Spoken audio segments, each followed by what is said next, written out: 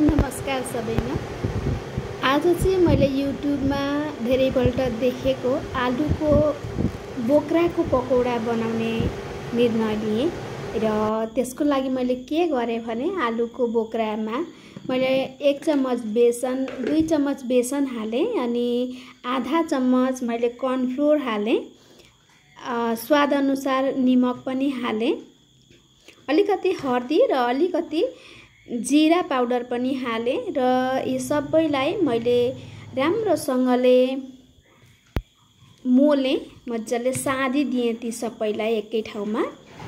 र त्यो आलुका बोक्रामा बेसन र कर्नफ्लोर साथमा निमकहरू पनि राम्रोसँग लागोस् भनेर मजाले सादिदिएँ। साद्दाखेरि पानी सायद नभएर होला, अलिक सुखा सुखा लाग्यो र मैले अलिकति पानी पनि हालेँ। अलिकति पानी हालेपछि राम्रोसँगले त्यो सादियो र त्यो आलुका बोक्रामा बेसन र त्यो कर्नफ्लोर पाउडर राम्रो गरी लाग्यो। आलुका बोक्रा त्यसरी सादिसक्दा यता मेरो कराईमा तेल पनि तातिसकेको थियो र मैले सोझै ल्याएर ती आलुका बोक्रालाई तेलमा हालेँ।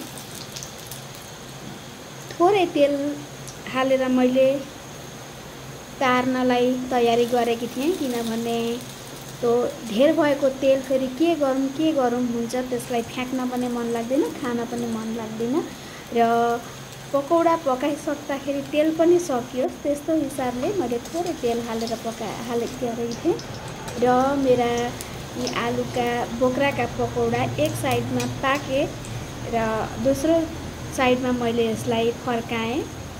धेरैपल्ट युट्युबमा यसरी पकाएको देखेकी थिएँ, तर मैले चाहिँ भने पकाएर खाएकी थिइनँ र आज मैले कस्तो हुँदो रहेछ भनेर खानालाई बनाएँ र साह्रै राम्रो लाग्यो मलाई।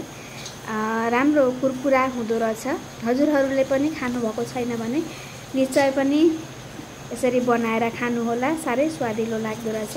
यसै त आलुका बोक्रामा अलिकति खिर्याउने भाव हुन्छ, तर यसरी पकौडा बनाएर खाँदाखेरि चाहिँ त्यो आउँदो रहेनछ र एकदम पुरुम पुरुम गर्ने एउटा राम्रो स्वाद, राम्रो शब्द साथको मिठो पकौडा बनिँदो रहेछ।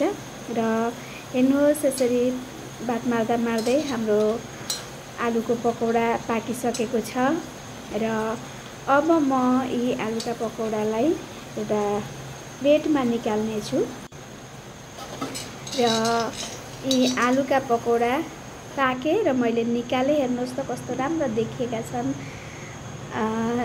एकै आकारका नभए पनि राम्रो देखिएका छन् र यसमा शब्द पनि राम्रो आएको छ, सुन्नु त। र यसरी हजुरहरूले पनि आलुको बोक्राको पकौडा पकाएर खान सक्नुहुनेछ। भिडियो सम्पूर्ण हेर्नुभएको लागि धन्यवाद।